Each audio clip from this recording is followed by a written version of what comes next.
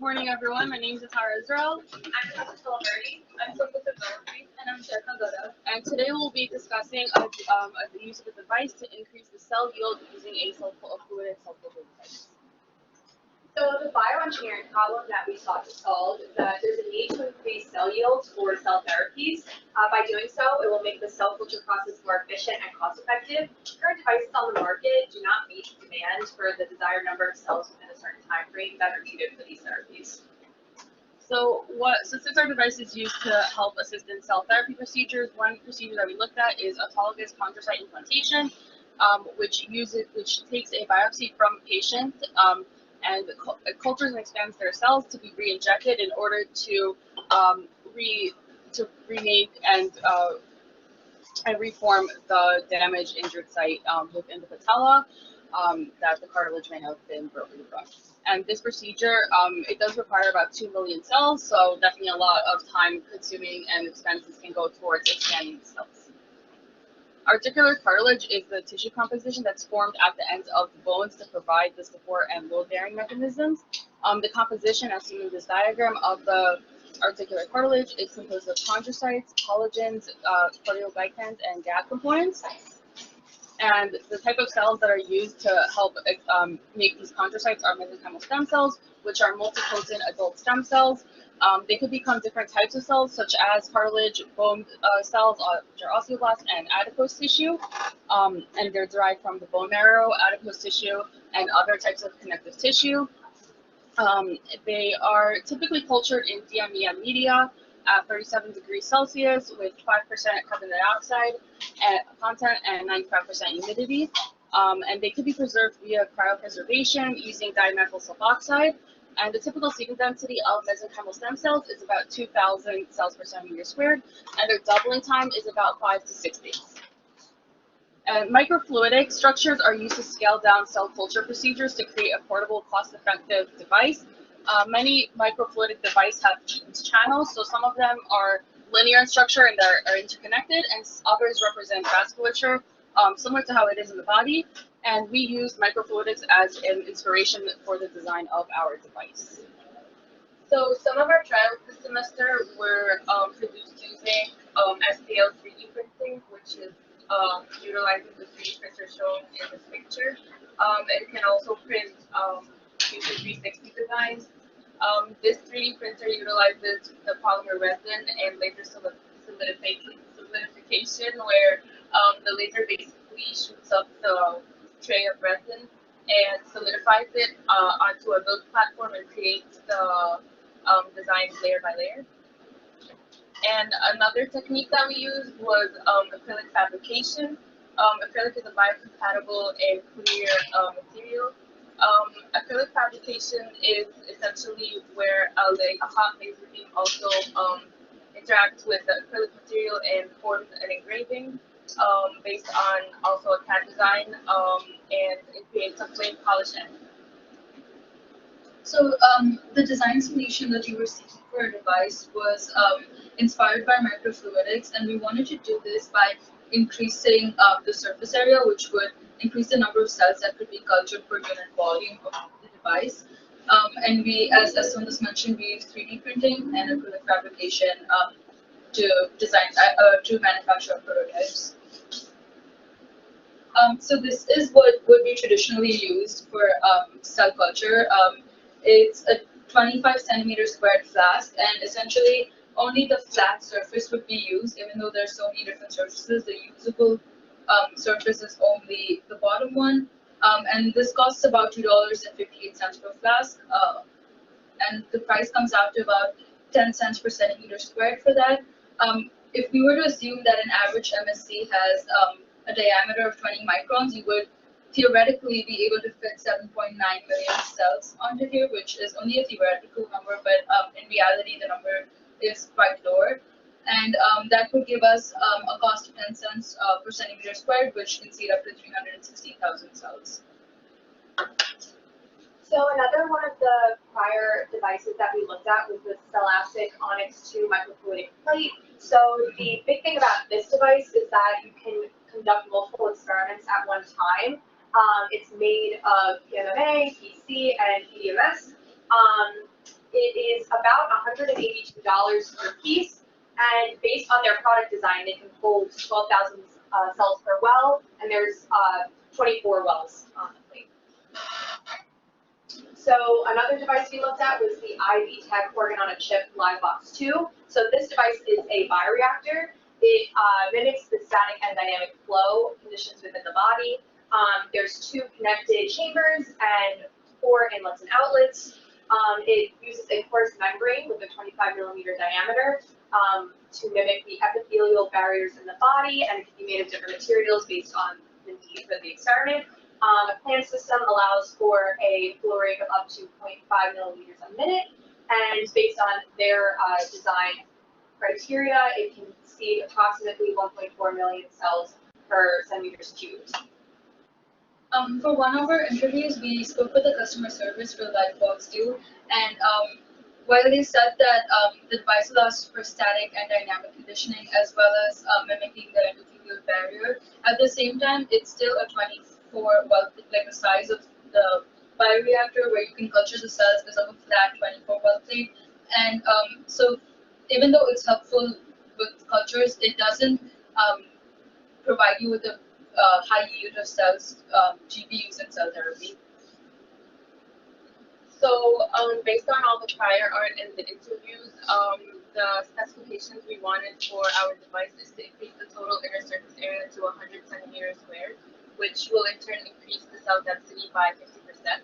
We also wanted to use a material that is both biocompatible and promotes self-proliferation. We also wanted to abide by the design standards outlined by FDA design standards and ISO design standards specific for cell culture devices, as well as the safety standards outlined for just in general medical devices. So this was my initial design concept.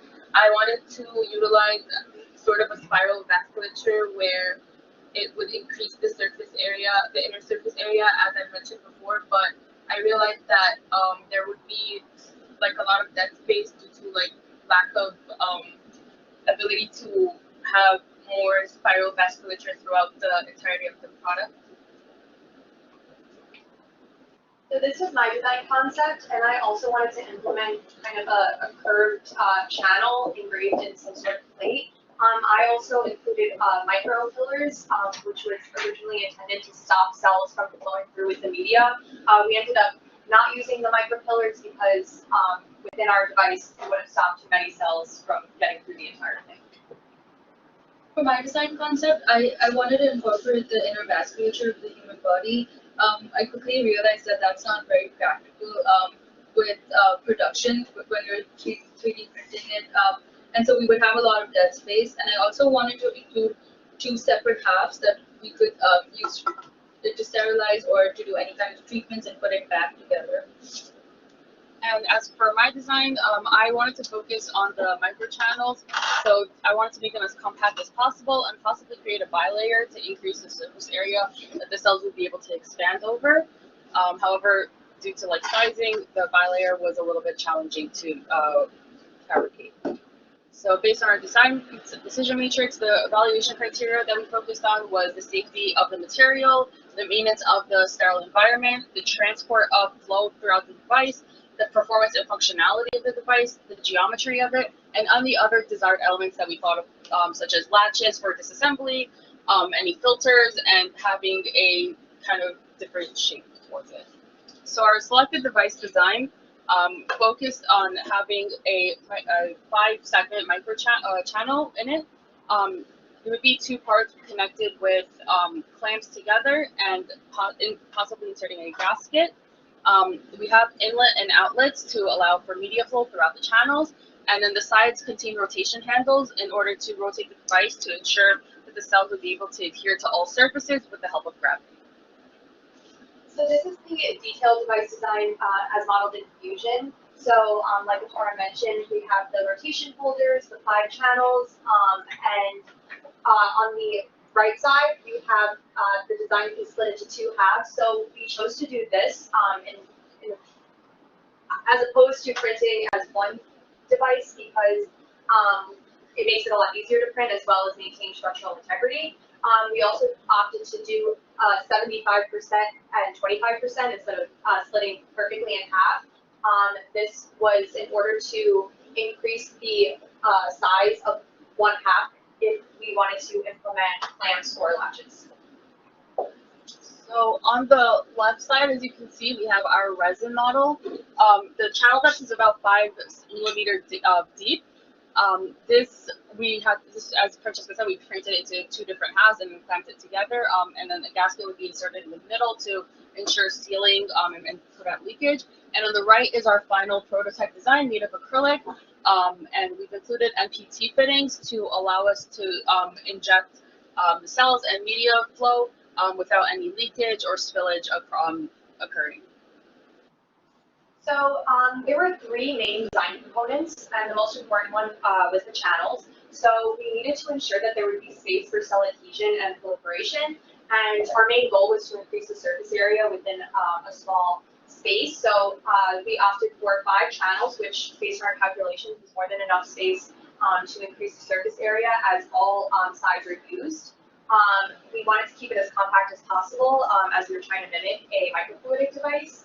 And we needed to keep the diameter, we chose to make it 5 millimeters in order to make it an optimal size for media perfusion, as well as if it was any bigger, we would be wasting media, and if it was any smaller, it would be too small for cells to adhere.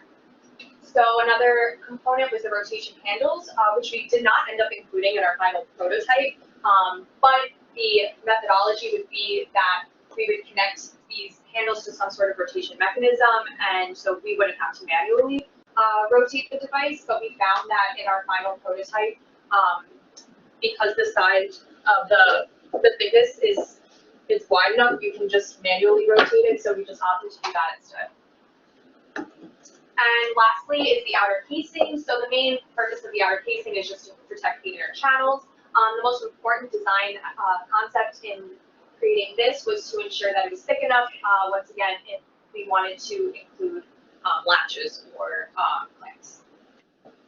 So after we designed our device, we wanted to ensure that we followed all standards of design input, output, review, validation, according to what is outlined in the FDA Design Control for Guidance for Medical Device Manufacturing. So first of all, for the design standards, we wanted to ensure that we adhered to all sterility standards by carrying out all testing of the device in a cell culture hood. And we also included aseptic techniques to sterilize all components of the device. For all cell counting, we used trypan blue, which stains dead cells blue, but alive cells remain unstained. For biocompatibility tests and toxicity tests, we seeded the cells onto samples of acrylic for 24 hours to test for their adhesion on the acrylic. And for maintenance, we used a cement solvent that basically glued the device together, and the MPT fittings through the inlet and outlet of the device were used to facilitate the flow of the media. For the safety standards, for testing the cytotoxicity, it's basically the same as I've mentioned in the previous slide. We seeded the cells for 24 hours on the acrylic. For the PMT characterization of the materials used, which is the acrylic, we plasma treated the acrylic, so we have one condition where there was plasma treatment of the acrylic and one condition with no plasma treatment. For the performance evaluation, since we discussed 2 different materials, resin and acrylic, we wanted to seed both of those materials with cells for 24 hours. We chose the 24-hour time point to assess the survival rate on that material, so it would be the cell percent adhesion. We didn't end up going with resin for our final prototype because resin had very low percent adhesion rates. It was lower than even 30%. So we moved ahead with acrylic, and we tested 2 conditions within acrylic. It was the plasma treatment and the no plasma treatment. Plasma treatment has shown to increase the hydrophilic nature of surfaces with other materials by increasing the wettability, and which can help with adhesion rates. For the 24 hours, we observed that there was no significant difference between the plasma treatment and the no plasma treatment. This suggests that at least plasma treatment doesn't have any negative effects on the cell survival.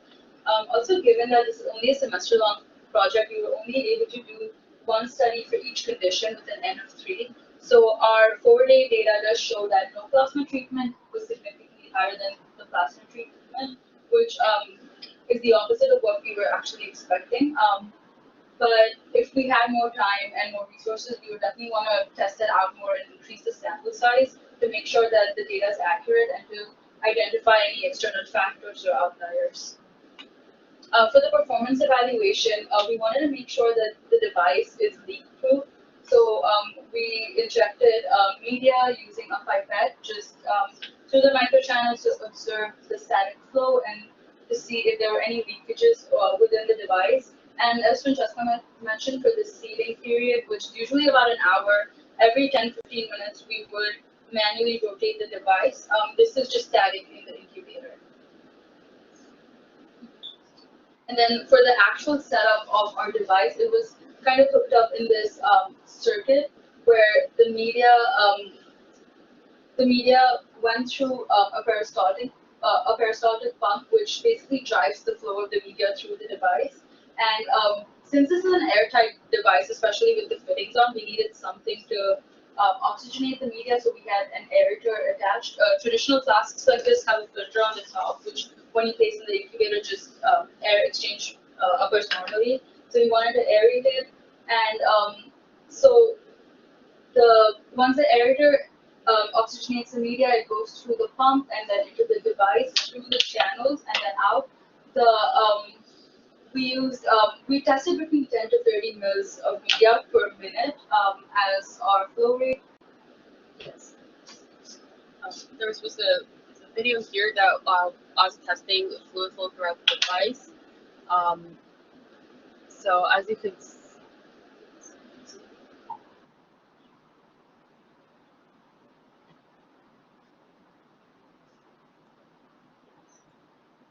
so the bubbles that are seen are the aerator that's in the media reservoir providing oxygen to the cells, and then it was taken out periodically to allow for a complete flow of fluid through the device, but was constantly taken in and out to allow for that balance. And that's just water dyed blue just to visualize the flow.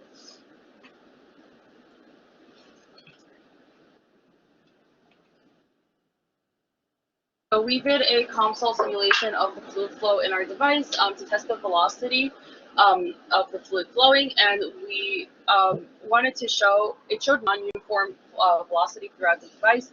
So in the linear sections, there was a velocity of about 17 millimeter per second, while at the curvature areas, the inner curvature had increased velocity, while the outer curvature had decreased velocity, as simplified by the colors. And this also shows that the fluid flow was turbulent, but our aim in the future would be to have it be laminar. So to evaluate our device, we use safety, risk, biological, and environmental analyses. So for the safety analysis, we tested for cell viability and recovery and biocompatibility of the material, like I mentioned before. For the risk analysis, we did have to upscale our device to a millimeter scale instead of a micro scale due to the difficulty in manufacturing a device in the micro scale. For our bioethical analysis, we proposed to use autologous cells since they are given with signed consent of a patient, so it would reduce ethical controversy around our device. And for environmental analysis, our device is reusable as opposed to a T-Flask where you would have to use multiple T-Flasks as well as single-use pipettes or any sources that you would need to use with cell culturing on a T-Flask. So in terms of the cost analysis, the two purchases that we made, aside from the safety standards, were for the fittings for the inlets and outlets. So we used 2 in our device, and then the acrylic, which is $139-ish per 7,432.24 centimeters squared. So we needed about 150 centimeters squared for our device. It came out to a total cost of $4.14 per unit, and like we just mentioned, our device is reusable, so you would save money in the long run. You wouldn't have to keep purchasing it. So lastly, we just wanted to compare our device to the standard T25 flask. So our device quadruples the total surface area that's available for cell seeding. In terms of the theoretical maximum number of cells, our device can seed about 34 million as opposed to the about 8 million that the T25 flask could seed. In terms of volume, our device can seed 67.7% more cells per volume than a T25 flask. In terms of price, the T25 flask is cheaper per unit by about $2. However, like I mentioned, you would have to keep purchasing these because they're not reusable as opposed to our device. But because we increase the surface area by such a large number, the price per area is significantly lower in our device. And this was the timeline of our project. These are some limitations and constraints that we ran into while doing this project. We realized that when using the 3D printer, even though we used clear resin cartridge for the printer, the resin wasn't clear enough so we can view the cells under a microscope. We had to also use UVEX along with the MSCs because we had a limited supply of MSCs. And our device required outside oxygenation as well as a constant sterilization. And also due to the curvature between each channel, the cells underwent shear stresses in that curvature. So some lessons we've learned is that the design process is based on trial and error. 3D printing cannot always be reliable depending on the design. And we learned how to treat some surfaces for cell culture. And we learned that the addition of a rotation mechanism is beneficial for cell adhesion. We'd like to thank Dr. Guzman for his support and guidance throughout this project. We'd like to thank Rob Sierra and Mr. McKenzie in the machine shop for helping us build our design. We'd like to thank the Makerspace for allowing us to use their facilities. We'd like to thank Gianna Rinaldi, Ella Miller, and Jonah Karami for providing cells and materials for testing. And we'd also like to thank Prabhu Ramanathan who helped us with some of our 3D